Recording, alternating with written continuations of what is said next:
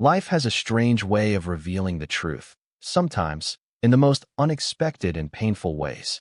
Just a week ago, I was a man counting down the days to the happiest moment of my life. A wedding. A promise of forever. Today, I sit alone on a beach meant for a honeymoon that will never happen, watching the waves erase footprints in the sand. Just like the future I thought was mine. Welcome back to Wives Gone Wild. Thank you for your loyalty. What town are you in right now? We're curious where these secrets find you. Here's today's cheating wife story. My name is Miller. I never wanted a grand life, just a simple one. A cozy home, a steady job, a quiet evening with a good book. More than anything, I dreamed of a family, one built on trust, love, and shared memories.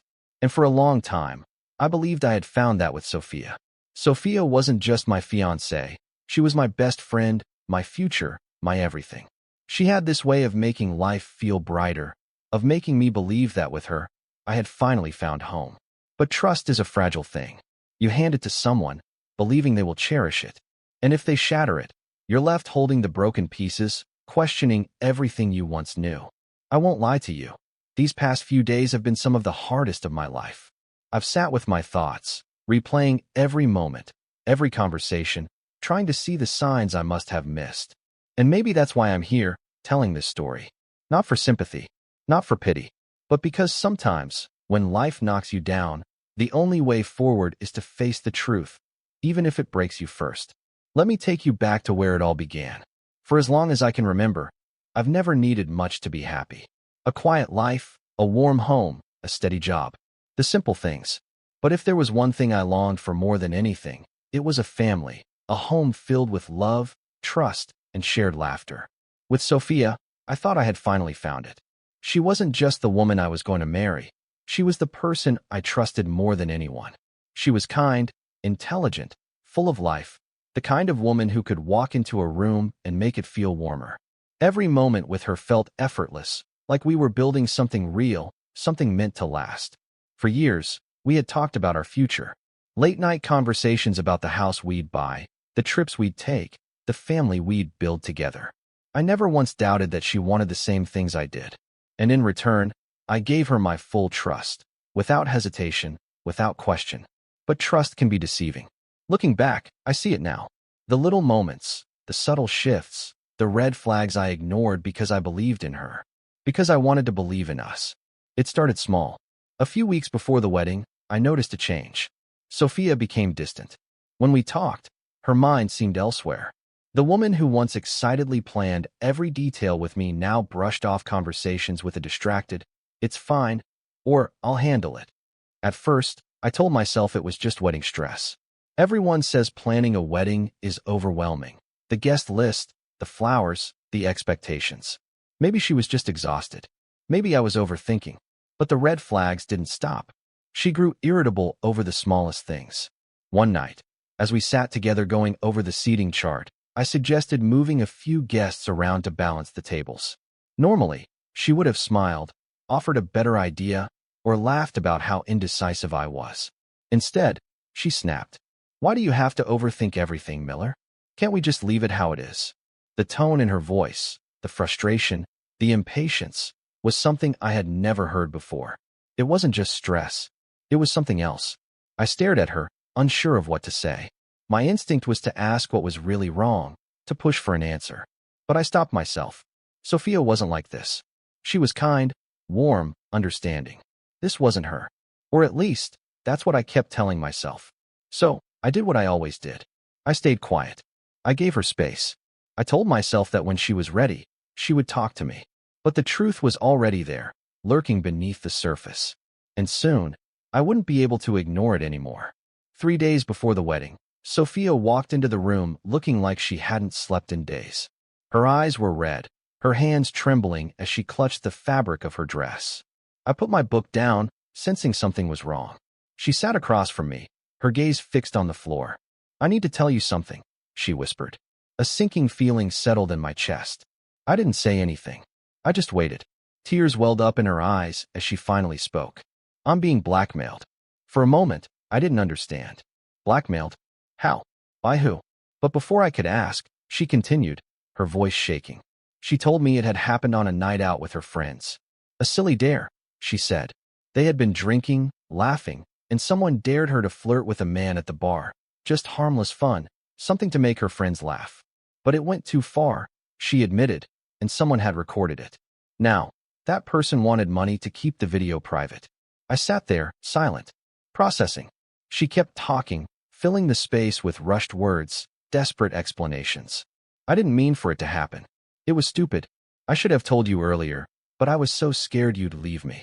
I studied her face, the panic in her voice, the way she wrung her hands together like a child caught in a lie. I wanted to believe her. I wanted to believe it was just a mistake, a reckless moment she regretted. But something didn't feel right. Why would someone blackmail her over a silly dare? And why had she waited until 3 days before the wedding to tell me? Still, I kept my face calm. I reached across the table and took her hand. "It's okay," I said softly. "Don't worry. I'll handle it." Relief washed over her face. She exhaled shakily and gripped my hand tighter. "Thank you," she whispered. "I was so scared you wouldn't understand." I nodded, but inside, I was in turmoil. Because something about her story didn't add up. She thought I had forgiven her. She thought the worst was over. But deep down, I knew the truth was still waiting to be uncovered. And I wasn't about to stop until I found it. That night, after Sophia fell asleep, I sat in the dark with my phone in my hand, staring at the contact she had given me, the so-called blackmailer. I hesitated before dialing. How do you talk to someone who's holding a secret that could destroy your life? The call rang twice before a deep, steady voice answered. I didn't bother with pleasantries. "How do I know you're not bluffing?" I asked. There was a pause, followed by a quiet chuckle. "You'll know soon enough." And then, my phone buzzed. A new message. I swallowed hard before opening it. Several video files appeared on my screen, each one a silent promise of the truth I wasn't sure I was ready to face. My hands were shaking as I pressed play. The first video was bad, but it wasn't the worst. Sophia wasn't drunk. She wasn't laughing nervously or hesitating like someone who had been pushed into a dare. She was steady, confident, flirting with ease. The man wasn't a stranger. Their body language, the way they leaned into each other, the way her hand rested on his arm, it wasn't awkward or accidental. It was familiar. I wanted to stop watching, but I couldn't. I clicked on the next video, and then the next. Each one peeled back another layer of her lies. Different places, different dates, same man. This wasn't a mistake. This wasn't one night of recklessness. This was something deeper, something deliberate. And then, the final piece fell into place. I recognized his face, not because I had met him before, but because Sophia had posted pictures of him on her Instagram stories. Nothing obvious, just casual group photos, little interactions that meant nothing to me at the time. But now, I saw it for what it was. She followed him. He followed her. Their comments and messages were subtle but telling. This wasn't some random blackmail situation. This was an affair. A secret life she had been living right under my nose. I sat back in my chair, my chest tight, my hands clenched. My emotions felt muted, distant, like I was watching all of this happen to someone else. Sophia had lied to me. She had manipulated me. And worst of all, she had thought I would never find out. But she had underestimated me. She thought she could control the narrative. But I was about to turn the story upside down. I sat in silence for a long time that night, my phone still in my hand, the videos still playing in my mind. Sophia thought she had given me just enough truth to keep me from digging deeper.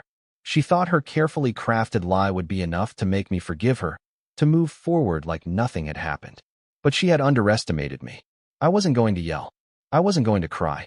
I was going to make sure she and her lover felt the weight of their choices. For the next few days, I played my role perfectly. We continued with the wedding plans as if nothing had changed. We finalized the floral arrangements. We tasted cake samples. We posed for last-minute engagement photos. And all the while, Sophia looked relieved, as if she believed the worst was behind her. She even joked one evening, resting her head on my shoulder. "I can't wait for this stress to be over.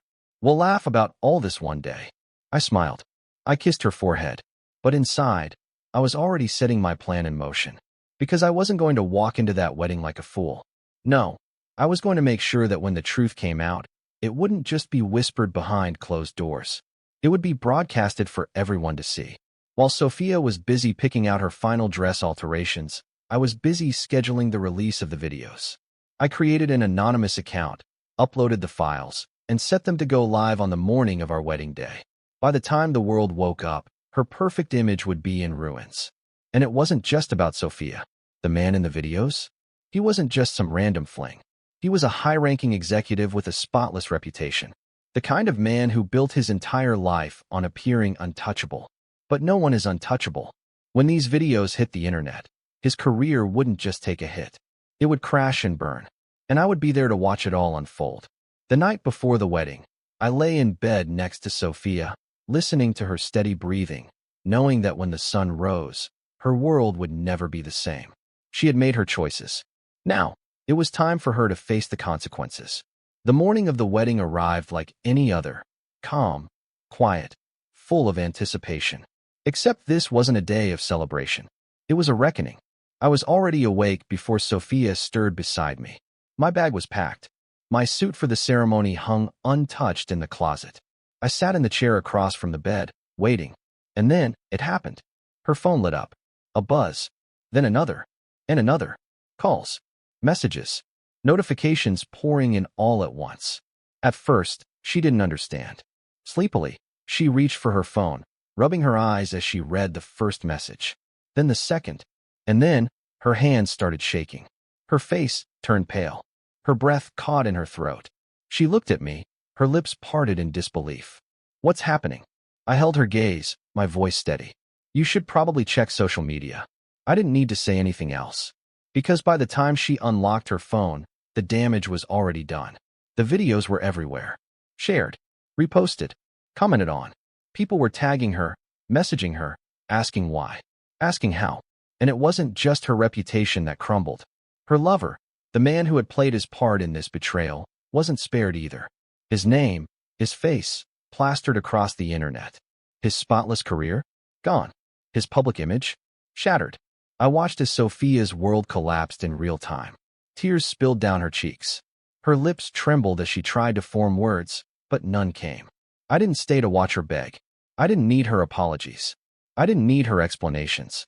I stood, grabbed my bag, and walked to the door. She called my name. Once, twice, a choked whisper. But I didn't look back. I blocked her number before I even stepped into the taxi. I blocked her family, her friends, anyone who might try to reach out on her behalf. I wasn't going to give her a second chance to rewrite the story. The truth was out, and I was done. As the plane took off, I felt something I hadn't felt in weeks. Relief. Because sometimes, the best revenge isn't yelling, or fighting, or trying to make someone feel as broken as they made you. It's walking away, letting the truth do the talking, and choosing yourself instead.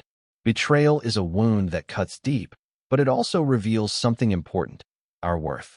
Trust, once broken, rarely returns the same. And sometimes, the hardest lesson in life is knowing when to let go. Have you ever faced a moment where you had to walk away, not because you wanted to, but because you had to? Share your thoughts in the comments below. And if you found strength in this story, give this video a thumbs up. You never know who might need to hear it today. Until next time, take care. And remember, sometimes walking away isn't weakness. It's knowing your worth.